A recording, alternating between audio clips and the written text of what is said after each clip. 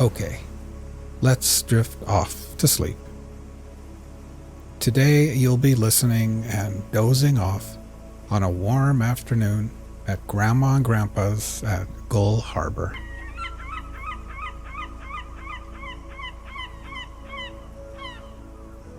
Imagine for a second that you are lying down on a warm futon mattress at one end of a screened-in porch. The porch faces the harbor, the bay, and the ocean on the horizon.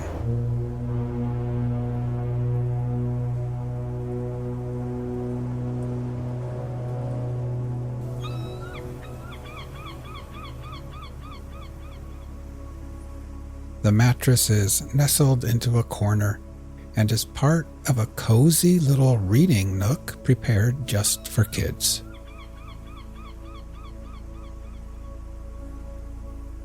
There is a little bookshelf there full of comics, magazines, crosswords, and children's books. There are new books and worn-out books. The Hardy Boys, Nancy Drew, books about dinosaurs and horses and sea life, and all kinds of stories about kids getting into summer adventures together.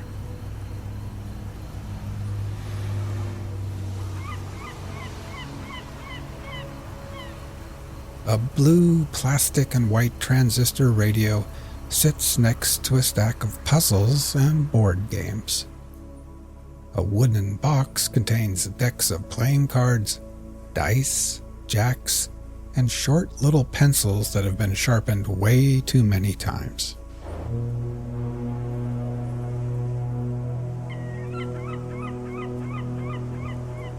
Now, while imagining laying here, let's get nice and relaxed.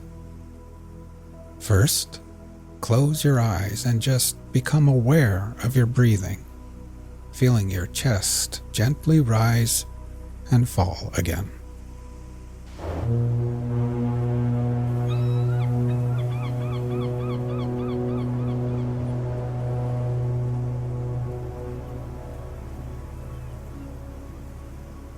Next, we will try taking a few deeper breaths.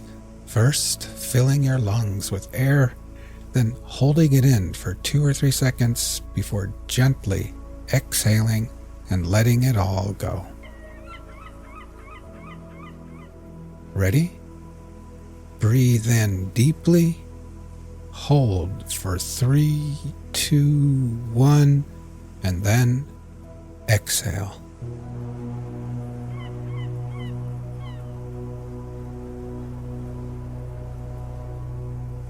One more time. Breathe in deeply, hold for 3, 2, 1, and exhale.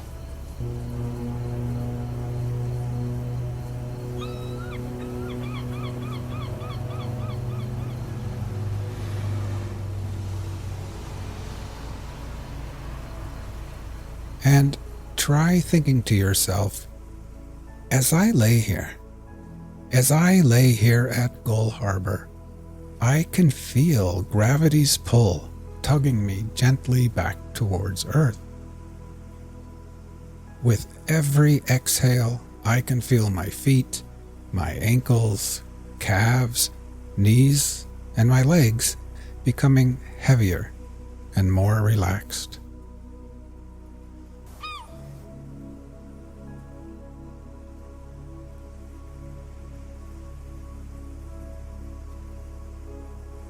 Now you can feel the cool, salty ocean air on your skin. It would almost be too cold if it wasn't for the wonderful afternoon sun shining down on you perfectly. The sunlight splatters through the screens and bathes your tan legs and arms with a soothing warmth, almost as if Grandma has wrapped you up like a cocoon in one of her quilted blankets.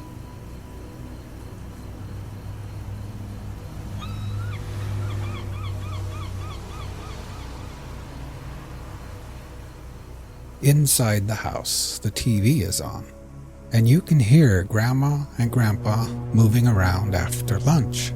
Dr. James Whitcomb Brawler. Brawler, huh? It rhymes with B-R-O-W-E-R. Why do you have that G-H in there? To make it difficult for quizmasters? Yes. Is that what You know that they too will soon be taking their afternoon nap in their rooms. But you've got the whole porch to yourself, and your belly feels nice and warm and perfectly satisfied. Today, Grandma made clam chowder and grilled cheese sandwiches. You enjoyed the hot soup and warm, soft cheese, and then you washed it down with a glass of fresh, cold milk.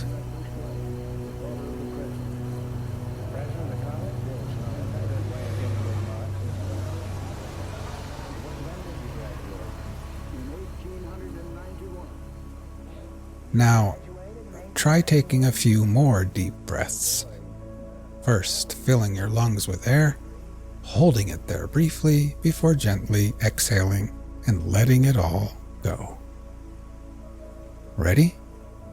Breathe in deeply, hold for 3, 2, 1, and then exhale.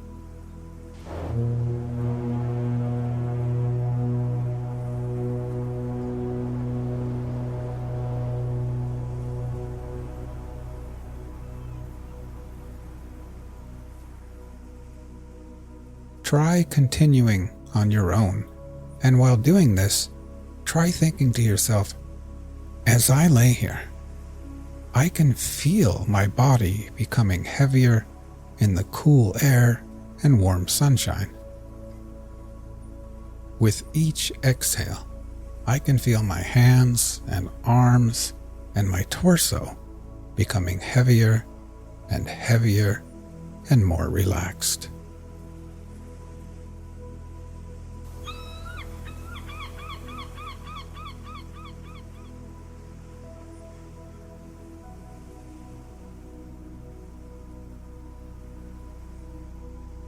You pull out a random book from the bookshelf.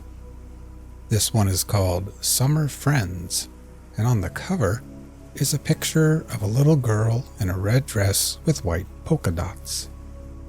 She's sitting in grass with flowers all about, and she's shaking the paw of a bunny rabbit while a white duck looks on and a little frog jumps through the air.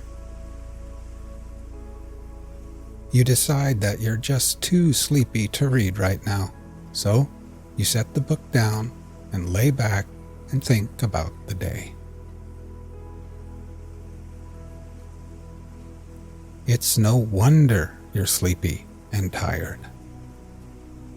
In the morning, after breakfast, Grandma rubbed coconut-scented sunscreen on your face and arms, and then Grandpa took you with him in the old rusty truck to the hardware store. There he drank coffee and laughed with old bearded men wearing high rubber boots.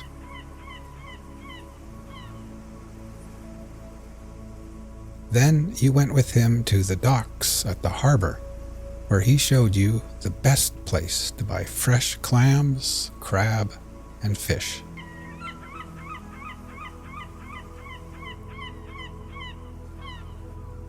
The docks were bustling with activity. Wooden boats creaked against the tide, fishermen shouted to one another, and the air was thick with the scent of salt water, fresh fish, and diesel.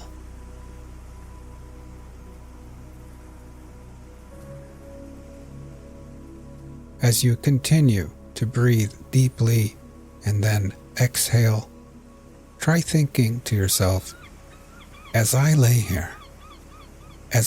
here, my whole body feels heavy and relaxed. With every exhale, I can feel gravity pulling me back towards Earth gently. I can feel my head, my shoulders, my neck becoming relaxed and at ease. And my legs are heavy and at peace with gravity's pull. Now my whole body, my legs and feet, my arms and hands, my torso, my head and neck and shoulders, my whole body is completely at peace, relaxed, and at ease.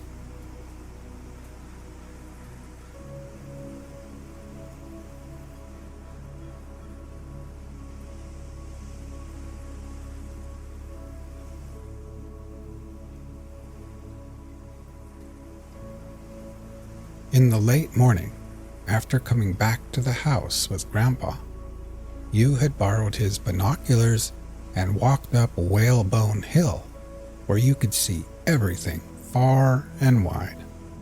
The little town of Gull Harbor, the fishing boats and ships at sea, the car ferry full of tourists headed to the islands, the seagulls, and kids riding bikes and scooters along the streets below. Then, up on Whalebone Hill, you had finally flown your brand new kite, a beautiful purple kite with a long white tail. It climbed higher and higher and higher through the coastal winds, tugging on your tired arms like a heavy fish on the end of the line.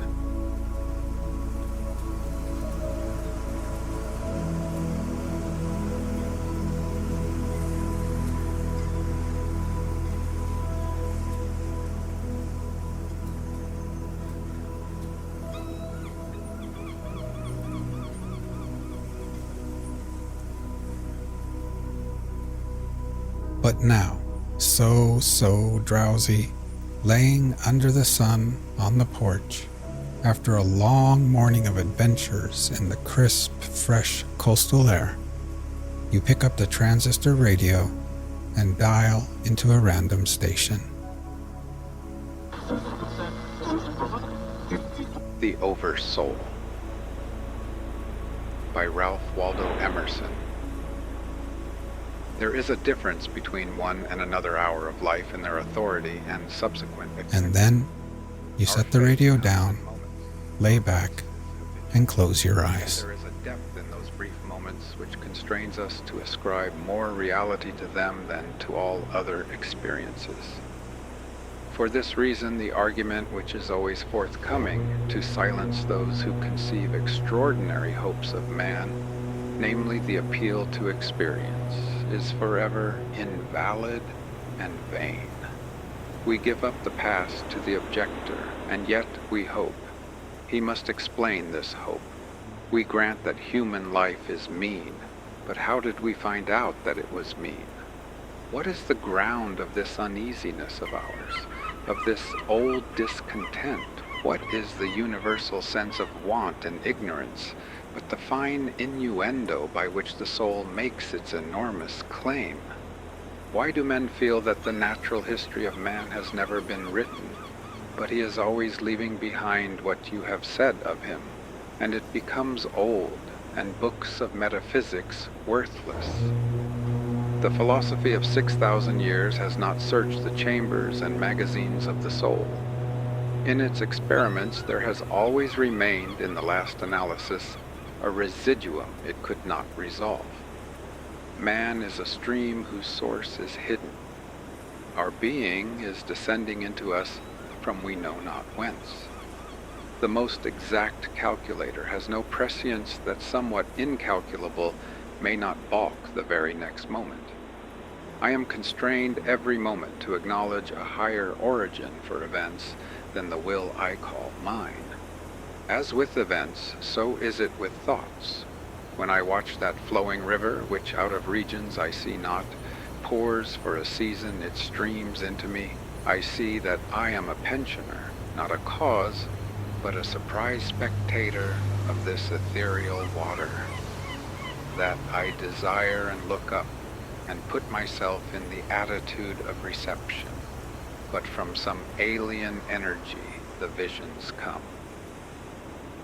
The supreme critic on the errors of the past and the present and the only prophet of that which must be, is that great nature in which we rest as the earth lies in the soft arms of the atmosphere, that unity, that oversoul, within which every man's particular being is contained and made one with all other, that common heart of which all sincere conversation is the worship, to which all right action is submission, that overpowering reality which confutes our tricks and talents and constrains everyone to pass for what he is and to speak from his character and not from his tongue, and which evermore tends to pass into our thought and hand and become wisdom and virtue and power and beauty.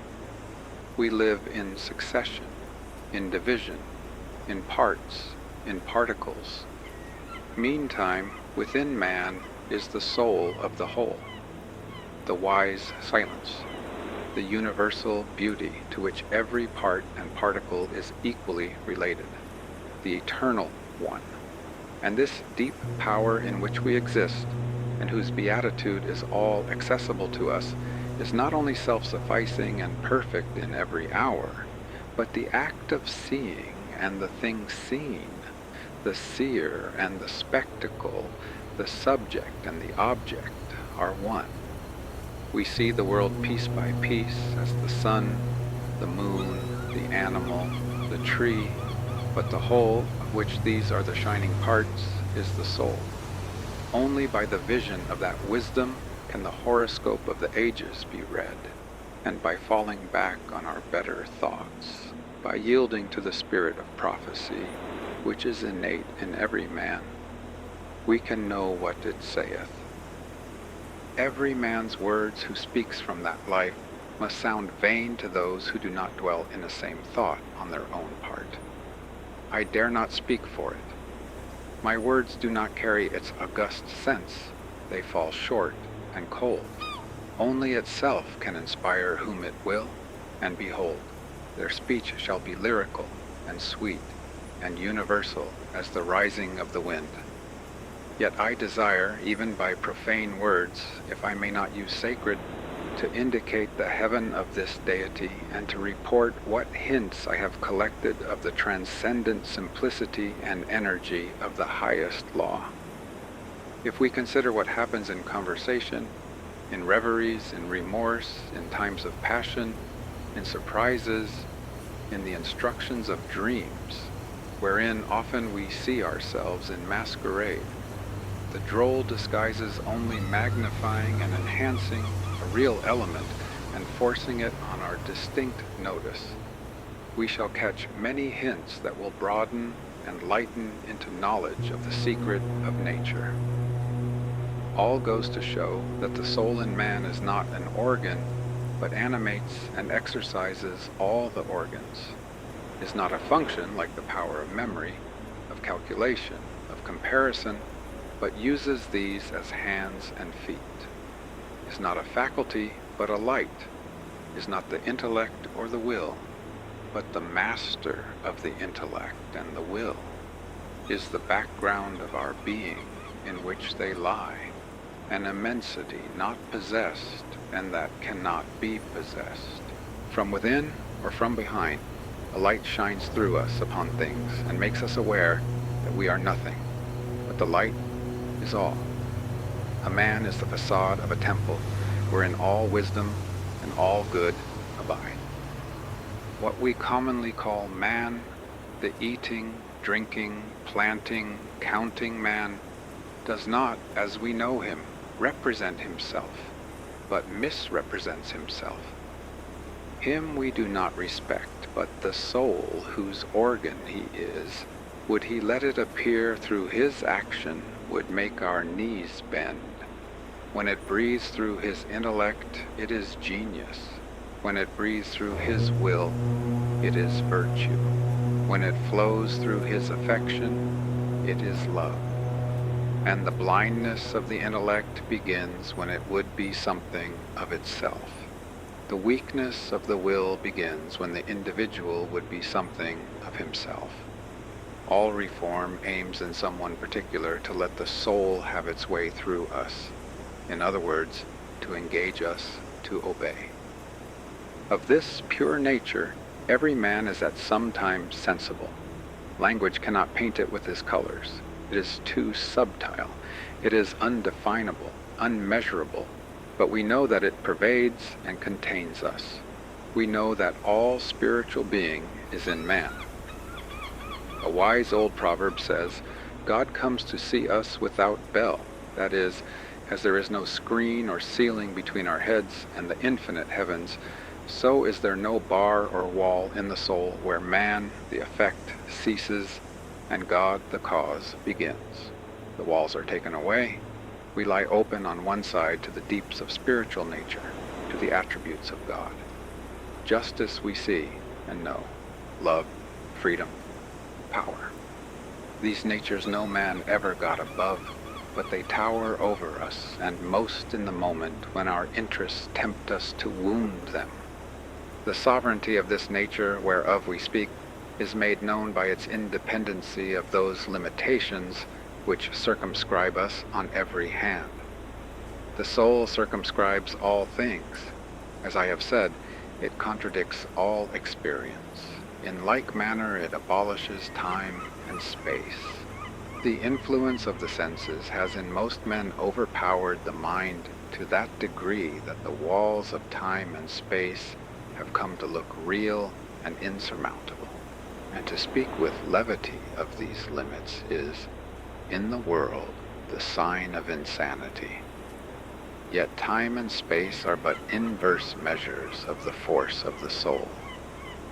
The spirit sports with time, can crowd eternity into an hour, or stretch an hour to eternity. We are often made to feel that there is another youth and age than that which is measured from the year of our natural birth. Some thoughts always find us young and keep us so. Such a thought is the love of the universal and eternal beauty.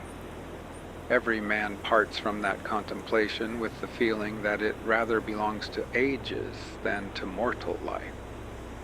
The least activity of the intellectual powers redeems us in a degree from the conditions of time. In sickness, in languor, give us a strain of poetry or a profound sentence, and we are refreshed. Or produce a volume of Plato or Shakespeare, or remind us of their names, and instantly we come into a feeling of longevity. See how the deep divine thought reduces centuries and millenniums and makes itself present through all ages. Is the teaching of Christ less effective now than it was when first his mouth was open? The emphasis of facts and persons in my thought has nothing to do with time. And so always the soul's scale is one. The scale of the senses and the understanding is another. Before the revelations of the soul, time, space, and nature shrink away. In common speech, we refer all things to time as we habitually refer the immensely sundered stars to one concave sphere. And so we say that the judgment is distant or near, that the millennium approaches, that a day of certain political, moral, social reforms is at hand, and the like, when we mean that in the nature of things, one of the facts we contemplate is external and fugitive, and the other is permanent and connate with the soul. The things we now esteem fixed shall, one by one, detach themselves like ripe fruit from our experience and fall. The wind shall blow them, none knows whither. The landscape, the figures, Boston, London, are facts as fugitive as any institution past, or any whiff of mist or smoke, and so is society, and so is the world. The soul looketh steadily forwards, creating a world before her, leaving worlds behind her. She has no dates, nor rights, nor persons, nor specialties, nor men. The soul knows only the soul. The web of events is the flowing robe in which she is clothed. after its own law, and not by arithmetic is the rate of its progress to be computed. The soul's advances are not made by gradation, such as can be represented by motion in a straight line, but rather by ascension of state, such as can be represented by metamorphosis, from the egg to the worm, from the worm to the fly. The growths of genius are of a certain total character that does not advance the elect individual first over John, then Adam, then Richard, and give to each the pain of discovered inferiority.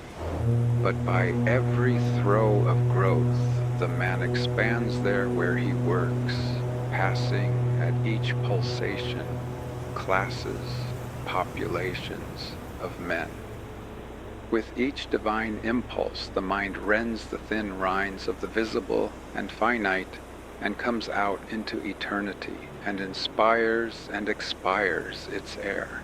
It converses with truths that have always been spoken in the world and becomes conscious of a closer sympathy with Zeno and Ariane than with persons in the house. This is the law of moral and of mental gain. The simple rise as by specific levity, not into a particular virtue, but into the region of all the virtues. They are in the spirit which contains them all. The soul requires purity, but purity is not it. Requires justice, but justice is not that. Requires beneficence, but is somewhat better. So that there is a kind of dissent and accommodation felt when we leave speaking of moral nature to urge a virtue which it enjoins. To the well-born child all the virtues are natural and not painfully acquired. Speak to his heart, and the man becomes suddenly virtuous. Within the same sentiment is the germ of intellectual growth, which obeys the same law. Those who are capable of humility, of justice, of love, of aspiration, stand already on a platform that commands the sciences and arts, speech and poetry, action and grace. For whoso dwells in this moral beatitude already anticipates those special powers which men prize so highly. The lover has no talent, no skill which passes for quite nothing with his enamored maiden, however little she may possess of related faculty. And the heart which abandons itself to the supreme mind finds itself related to all its works, and will travel a royal road to particular knowledges and powers.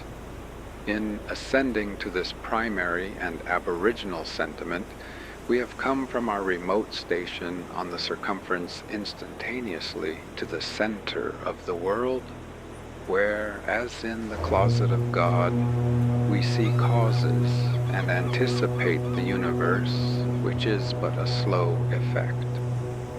One mode of the divine teaching is the incarnation of the Spirit in a form, in forms like my own. I live in society with persons who answer to thoughts in my own mind, or express a certain obedience to the great instincts to which I live. I see its presence to them. I am certified of a common nature, and these other souls, these separated selves, draw me as nothing else can. They stir in me the new emotions we call passion, of love, hatred, fear, admiration, pity. Thence come conversation, competition, persuasion, cities, and war. Persons are supplementary to the primary teaching of the soul. In youth, we are mad for persons. Childhood and youth see all the world in them. But the larger experience of man discovers the identical nature appearing through them all. Persons themselves acquaint us with the impersonal. In all conversation between two persons, tacit reference is made, as to a third party, to a common nature. That third party or common nature is not social. It is impersonal, is God. And so, in groups where debate is earnest, and especially on high questions, The company become aware that the thought rises to an equal level in all bosoms, that all have a spiritual property in what was said, as well as the sayer. They all become wiser than they were. It arches over them like a temple, this unity of thought in which every heart beats with nobler sense of power and duty and thinks and acts with unusual solemnity. All are conscious of attaining to a higher self-possession. It shines for all. There is a certain wisdom of humanity which is common to the greatest men with the lowest, and which our ordinary education often labors to silence and obstruct. The mind is one, and the best minds who love truth for its own sake think much less of property in truth. They accept it thankfully everywhere, and do not label or stamp it with any man's name, for it is theirs long beforehand and from eternity. The learned and the studious of thought have no monopoly of wisdom.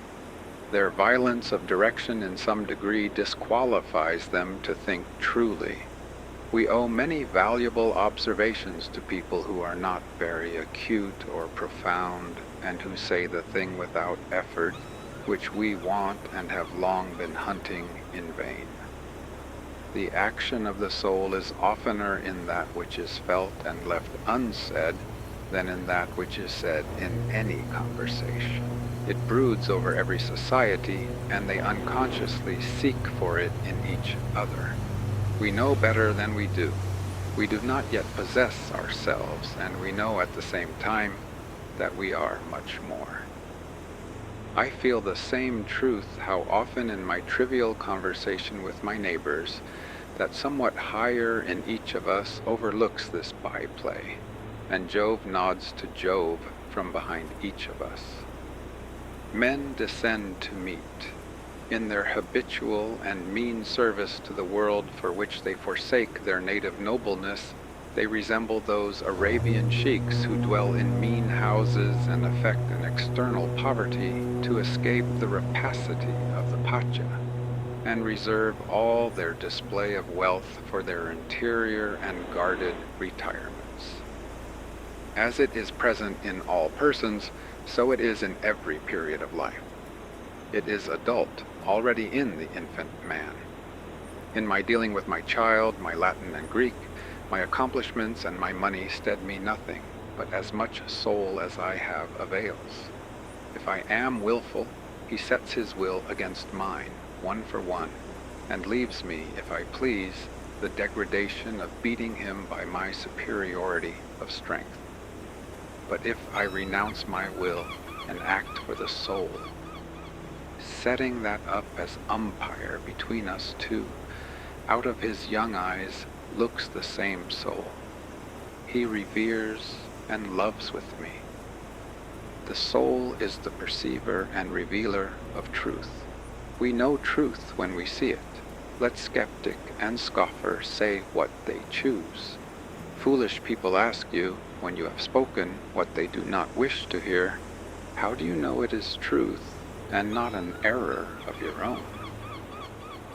We know truth when we see it from opinion, as we know when we are awake that we are awake.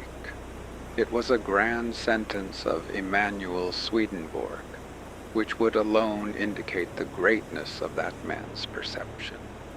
It is no proof of a man's understanding to be able to confirm whatever he pleases, but to be able to discern that what is true, and that what is false. This is the mark and character of intelligence. In the book I read, the good thought returns to me, as every truth will, the image of the whole soul. To the bad thought which I find in it, the same soul becomes a discerning, separating sword and lops it away. We are wiser than we know. If we will not interfere with our thought, but will act entirely or see how the thing stands in God, we know the particular thing and every man. For the Maker of all things and all persons stands behind us and casts his dread omniscience through us over things. But beyond this recognition of its own in particular passages of the individual's experience, it also reveals truth. And here we should seek to reinforce ourselves by its very presence, and to speak with a worthier, loftier strain of that advent.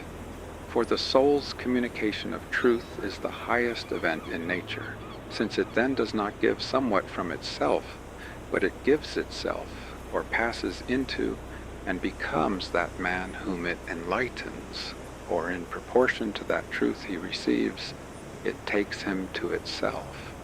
We distinguish the announcements of the soul, its manifestations of its own nature, by the term revelation. These are always attended by the emotion of the sublime, for this communication is an influx of the divine mind into our mind. It is an ebb of the individual rivulet before the flowing surges of the sea of life. Every distinct apprehension of this central commandment agitates men with awe and delight. A thrill passes through all men at the reception of new truth, or at the performance of a great action which comes out of the heart of nature. In these communications, the power to see is not separated from the will to do, but the insight proceeds from obedience, and the obedience proceeds from a joyful perception. Every moment when the individual feels himself invaded by it is memorable. By the necessity of our constitution, a certain enthusiasm attends the individual's consciousness of that divine presence. The character and duration of this enthusiasm varies with the state of the individual, from an ecstasy and trance and a prophetic inspiration, which is its rarer appearance, to the faintest glow of virtuous emotion, in which form it warms, like our household fires, all the families and associations of men, and makes society possible. A certain tendency to insanity has always attended the opening of the religious sense in men, as if they had been blasted with excess of light. The trances of Socrates, the union of Plotinus, the vision of Porphyry, the conversion of Paul, the aurora of Behmen, the convulsions of George Fox and his Quakers, the illumination of Swedenborg are of this kind. What was in the case of these remarkable persons a ravishment has, in innumerable instances in common life, been exhibited in less striking manner. Everywhere the history of religion betrays a tendency to enthusiasm.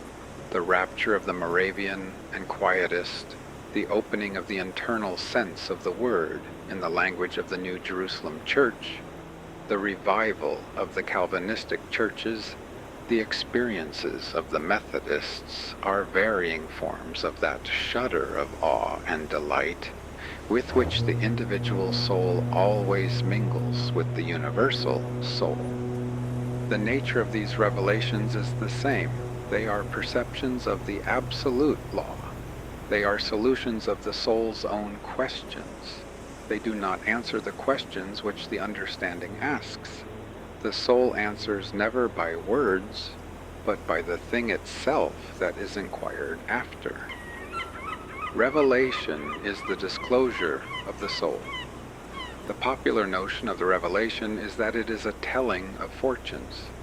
In past oracles of the soul, the understanding seeks to find answers to sensual questions and undertakes to tell from God how long men shall exist, what their hands shall do, and who shall be their company, adding names and dates and places. But we must pick no locks. We must check this low curiosity. An answer in words is delusive. It is really no answer to the questions you ask. Do not require a description of the countries towards which you sail. The description does not describe them to you, and tomorrow you arrive there and know them by inhabiting them. Men ask concerning the immortality of the soul, the employments of heaven, the state of the sinner, and so forth. They even dream that Jesus has left replies to precisely these interrogatories. Never a moment did that sublime spirit speak in their patois. To truth, justice, love, the attributes of the soul, the idea of immutableness is essentially associated. Jesus, living in these moral sentiments, heedless of sensual fortunes, heeding only the manifestations of these, never made the separation of the idea of duration from the essence of these attributes, nor uttered a syllable concerning the duration of the soul. It was left to his disciples to sever duration from the moral elements and to teach the immortality of the soul as a doctrine and maintain it by evidences. The moment the doctrine of the immortality is separately taught, man is already fallen. In the flowing of love, in the adoration of humility, there is no question of continuance. No inspired man ever asks this question or condescends to these evidences, for the soul is true to itself, and the man in whom it is shed abroad cannot wander from the present, which is infinite, to a future which would be finite. These questions which we lust to ask about the future are a confession of sin. God has no answer for them. No answer in words can reply to a question of things. It is not in an arbitrary decree of God, but in the nature of man, that a veil shuts down on the facts of tomorrow. For the soul will not have us read any other cipher than that of cause and effect. By this veil which curtains events, it instructs the children of men to live in today. The only mode of obtaining an answer to these questions of the senses is to forego all low curiosity, and accepting the tide of being which floats us into the secret of nature, work and live, work and live. And all unawares the advancing soul has built and forged for itself a new condition, and the question and the answer are one. By the same fire, vital, consecrating, celestial, which burns until it shall dissolve all things into the waves and surges of an ocean of light, we see and know each other, and what spirit each is of. Who can tell the grounds of his knowledge of the character of the several individuals in his circle of friends? No man. Yet their acts and words do not disappoint him. In that man, though he knew no ill of him, he put no trust. In that other, though they had seldom met, authentic signs had yet passed, to signify that he might be trusted as one who had an interest in his own character. We know each other very well. Which of us has been just to himself, and whether that which we teach or behold is only an aspiration, or is our honest effort also? We are all discerners of spirits. That diagnosis lies aloft in our life or unconscious power. The intercourse of society, its trade, its religion, its friendships, its quarrels, is one wide judicial investigation of character. In full court or in small committee, or confronted face to face, accuser and accused, men offer themselves to be judged. Against their will, they exhibit those decisive trifles by which character is read. But who judges, and what? Not our understanding. We do not read them by learning or craft. No, the wisdom of the wise man consists herein, that he does not judge them. He lets them judge themselves and merely reads and records their own verdict. By virtue of this inevitable nature, private will is overpowered, and maugre our efforts or our imperfections, your genius will speak from you and mine from me. That which we are we shall teach, not voluntarily, but involuntarily. Thoughts come into our minds by avenues which we never left open, and thoughts go out of our minds through avenues which we never voluntarily opened. Character teaches over our head. The infallible index of true progress is found in the tone the man takes. Neither his age, nor his breeding, nor company, nor books, nor actions, nor talents, nor altogether can hinder him from being deferential to a higher spirit than his own. If he have not found his home in God, his manners, his forms of speech, the turn of his sentences, the build, shall I say, of all his opinions, will involuntarily confess it. Let him brave it out how he will. If he have found his center, the deity will shine through him, through all the disguises of ignorance, of ungenial temperament, of unfavorable circumstance. The tone of seeking is one, and the tone of having is another. The great distinction between teachers, sacred or literary, between poets like Herbert and poets like Pope, between philosophers like Spinoza, Kant, and Coleridge, and philosophers like Locke, Paley, Mackintosh, and Stewart, between men of the world who are reckoned accomplished talkers, and here and there a fervent mystic, prophesying half insane under the infinitude of his thought, is that one class speak from within, or from experience, as parties and possessors of the fact, and the other class from without, as spectators merely, or perhaps as acquainted with the fact on the evidence of third persons. It is of no use to preach to me from without. I can do that too easily myself. Jesus speaks always from within, and in a degree that transcends all others. In that is the miracle. I believe beforehand that it ought so to be. All men stand continually in the expectation of the appearance of such a teacher.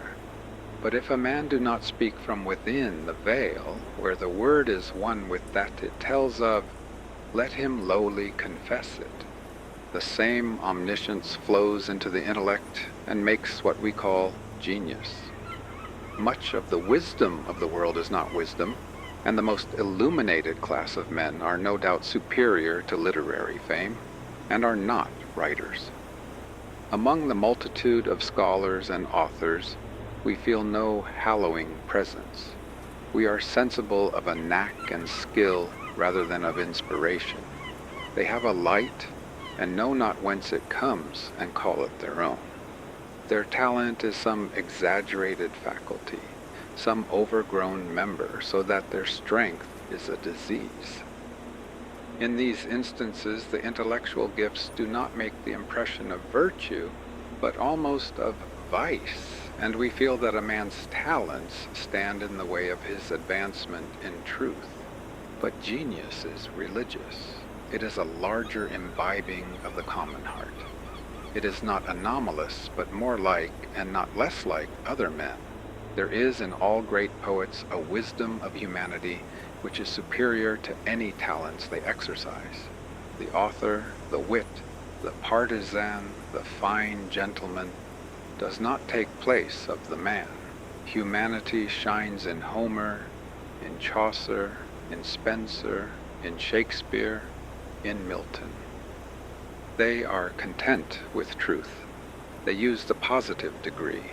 They seem frigid and phlegmatic to those who have been spiced with the frantic passion and violent coloring of inferior but popular writers. For they are poets by the free course which they allow to the informing soul, which through their eyes beholds again and blesses the things which it hath made. The soul is superior to its knowledge, wiser than any of its works. The great poet makes us feel our own wealth, and then we think less of his compositions. His best communication to our mind is to teach us to despise all he has done. Shakespeare carries us to such a lofty strain of intelligent activity as to suggest a wealth which beggars his own, and we then feel that the splendid works which he has created, and which in other hours we extol as a sort of self-existent poetry, take no stronger hold of real nature than the shadow of a passing traveler on the rock.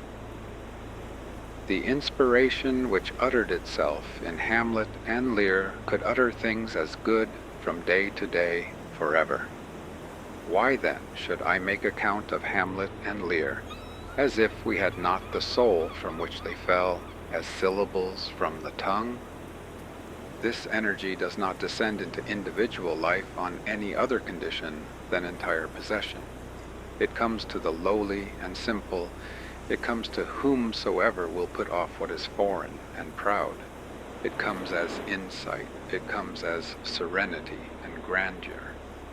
When we see those whom it inhabits, we are apprised of new degrees of greatness.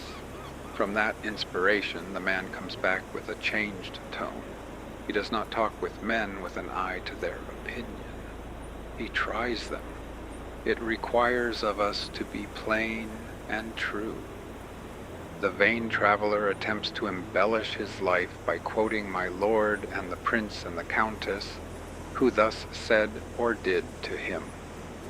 The ambitious vulgar show you their spoons and brooches and rings, and preserve their cards and compliments. The more cultivated in their account of their own experience, cull out the pleasing, poetic circumstance, the visit to Rome, the man of genius they saw, the brilliant friend they know. Still further on, perhaps, the gorgeous landscape, the mountain lights, the mountain thoughts they enjoyed yesterday, and so seek to throw a romantic color over their life. But the soul that ascends to worship the great God is plain and true, has no rose color, no fine friends, no chivalry, no adventures, does not want admiration, dwells in the hour that now is, in the earnest experience of the common day, by reason of the present moment and the mere trifle having become porous to thought and bibulous of the sea of light. Converse with a mind that is grandly simple, and literature looks like word-catching. The simplest utterances are worthiest to be written, yet are they so cheap and so things of course that in the infinite riches of the soul it is like gathering a few pebbles off the ground, or bottling a little air in a phial when the whole earth and the whole atmosphere are ours. Nothing can pass there, or make you one of the circle, but the casting aside your trappings and dealing man to man in naked truth, plain confession and omniscient affirmation. Souls such as these treat you as gods would, walk as gods in the earth, accepting without any admiration your wit, your bounty, your virtue even, say rather your act of duty, for your virtue they own as their proper blood, royal as themselves and over-royal, and the father of the gods. But what rebuke their plain fraternal bearing casts on the mutual flattery with which authors solace each other and wound themselves. These flatter not. I do not wonder that these men go to see Cromwell and Christina and Charles II and James I and the Grand Turk.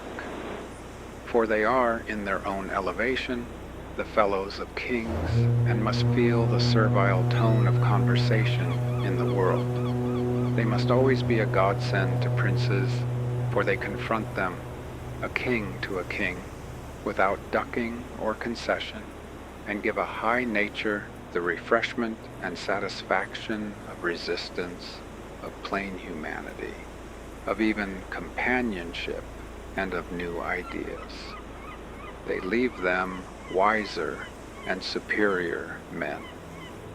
Souls like these make us feel that sincerity is more excellent than flattery. deals so plainly with man and woman as to constrain the utmost sincerity and destroy all hope of trifling with you. It is the highest compliment you can pay.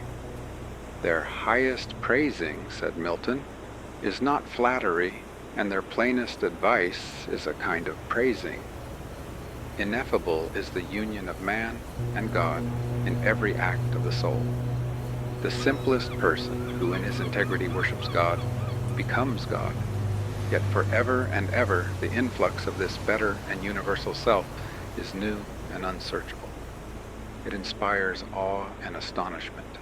How dear, how soothing to man arises the idea of God, peopling the lonely place, effacing the scars of our mistakes and disappointments. When we have broken our God of tradition and ceased from our God of rhetoric, then may God fire the heart with his presence. It is the doubling of the heart itself, nay, the infinite enlargement of the heart with a power of growth to a new infinity on every side. It inspires in man an infallible trust. He has not the conviction, but the sight that the best is the true, and may in that thought easily dismiss all particular uncertainties and fears, and adjourn to the sure revelation of time the solution of his private riddles.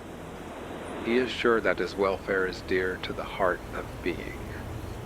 In the presence of law to his mind he is overflowed with a reliance so universal that it sweeps away all cherished hopes and the most stable projects of mortal condition in its flood. He believes that he cannot escape from his good. The things that are really for thee gravitate to thee. You are running to seek your friend. Let your feet run, but your mind need not. If you do not find him, will you not acquiesce that it is best you should not find him? For there is a power which, as it is in you, is in him also, and could therefore very well bring you together if it were for the best. You are preparing with eagerness to go and render a service to which your talent and your taste invite you, the love of men and the hope of fame. Has it not occurred to you that you have no right to go unless you are equally willing to be prevented from going? Oh, believe as thou livest that every sound that is spoken over the round world which thou oughtest to hear will vibrate on thine ear. Every proverb, every book, every byword that belongs to thee for aid or comfort shall surely come home through open or winding passages. Every friend whom not thy fantastic will but the great and tender heart in thee craveth shall lock thee in his embrace, and this because the heart in thee is the heart of all. Not a valve, not a wall, not an intersection is there anywhere in nature, but one blood rolls uninterruptedly in endless circulation through all men, as the water of the globe is all one sea, and truly seen, its tide is one. Let man then learn the revelation of all nature and all thought to his heart. This, namely, that the highest dwells with him, that the sources of nature are in his own mind, if the sentiment of duty is there. But if he would know what the great God speaketh, he must go into his closet and shut the door, as Jesus said. God will not make himself manifest to cowards. He must greatly listen to himself, withdrawing himself from all the accents of other men's devotion. Even their prayers are hurtful to him until he have made his own. Our religion vulgarly stands on numbers of believers. Whenever the appeal is made, no matter how indirectly, to numbers, proclamation is then and there made that religion is not. He that finds God a sweet, enveloping thought to him never counts his company. When I sit in that presence, who shall dare to come in? When I rest in perfect humility, when I burn with pure love, What can Calvin or Swedenborg say? It makes no difference whether the appeal is to numbers or to one. The faith that stands on authority is not faith. The reliance on authority measures the decline of religion, the withdrawal of the soul. The position men have given to Jesus now for many centuries of history is a position of authority. It characterizes themselves. It cannot alter the eternal facts. Great is the soul, and plain. It is no flatterer, it is no follower. It never appeals from itself. It believes in itself. Before the immense possibilities of man, all mere experience, all past biography, however spotless and sainted, shrinks away. Before that heaven which our presentiments foreshow us, we cannot easily praise any form of life we have seen or read of. We not only affirm that we have few great men, but absolutely speaking, that we have none, that we have no history, no record of any character or mode of living that entirely contents us. The saints and demigods whom history worships, we are constrained to accept with a grain of allowance, though in our lonely hours we draw a new strength out of their memory, yet pressed on our attention, as they are by the thoughtless and customary, they fatigue and invade. The soul gives itself, alone, original and pure, to the lonely, original and pure, who, on that condition, gladly inhabits, leads, and speaks through it. Then is it glad, young and nimble. It is not wise, but it sees through all things. It is not called religious, but it is innocent. It calls the light its own, and feels that the grass grows and the stone falls by a law inferior to and dependent on its nature. Behold, it saith, I am born into the great, the universal mind. I, the imperfect, adore my own perfect. I am somehow receptive of the great soul, and thereby I do overlook the sun and the stars, and feel them to be the fair accidents and effects which change and pass. More and more the surges of everlasting nature enter into me, and I become public and human in my regards and actions. So come I to live in thoughts and act with energies which are immortal, thus revering the soul and learning, as the ancients said, that its beauty is immense. Man will come to see that the world is the perennial miracle which the soul worketh, and be less astonished at particular wonders. He will learn that there is no profane history, that all history is sacred, that the universe is represented in an atom in a moment of time. He will weave no longer a spotted life of shreds and patches, but he will live with a divine unity. He will cease from what is base and frivolous in his life, and be content with all places and with any service he can render. He will calmly front the morrow in the negligency of that trust which carries God with it, and so hath already the whole future in the bottom of the heart.